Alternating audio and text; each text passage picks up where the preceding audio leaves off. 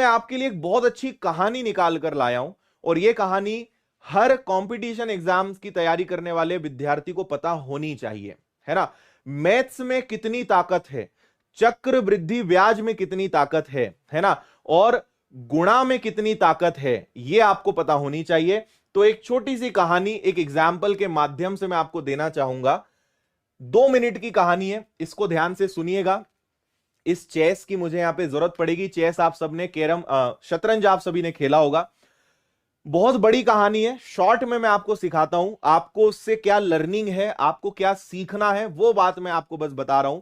एक बार एक राजा था जिसको अपनी धन, अपनी संपत्ति का बहुत घमंड था, है ना।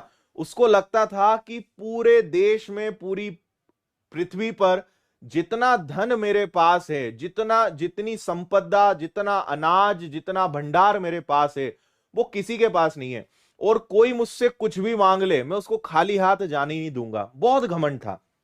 एक व्यक्ति उसके पास पहुंचा, गणित में वो एक्सपर्ट था, तो वो राजा के पास गया। राजा उस समय शतरंज ही कोइंसिडेंटली खेल रहा था, और ये कहानी आपने भी कई लोगों ने सुनी होगी।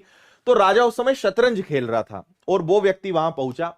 उसने कहा, महाराज मुझे आपसे कुछ चाहिए। महाराज बहुत दानी था, काफी घमंड था अपनी संपत्ति, अपने अनाज, अपने भंडार पर। तो उस व्यक्ति ने कहा कि महाराज मुझे ये जो आप चेस बोर्ड है ना, जो शतरंज का बोर्ड बना हुआ है, मुझे इसके हिसाब से कुछ चावल के दाने चाहिए। तो महाराज ने कहा, यार इतनी सी बात है, बोल कितने चाहिए, जितना चावल तुझे लगेगा। 10 साल का अनाज चाहिए, 20 साल का अनाज चाहिए तेरे परिवार के लिए, बता कितने साल का अनाज चाहिए, मैं दूंगा।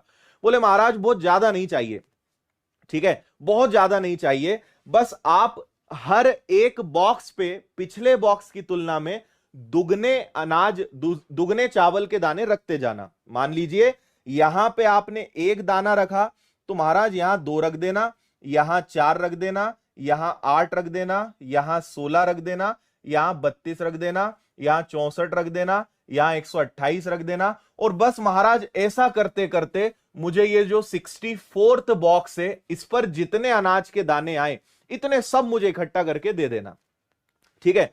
महाराज गणित में कच्चा था, ठीक है, लेकिन उस वहीं साइड में एक मंत्री खड़ा था। उसने कहा, महाराज ये एक्सेप्ट मत करना, मर जाओगे तुम, अपने पास इतना अनाज नहीं है। तो महाराज तो भाई घमंड में था। अरे बोले, इतनी सी बात, बस इतना ही चाहिए।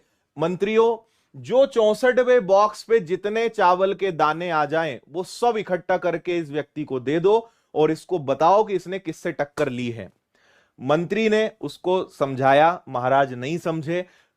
फिर कुछ लोगों ने इस गणित को आगे बढ़ाया कि 128 के बाद 256, उसके बाद 512, उसके बाद 1024, 2048, बात बढ़ती गई, बढ़ती गई, बढ़ती गई।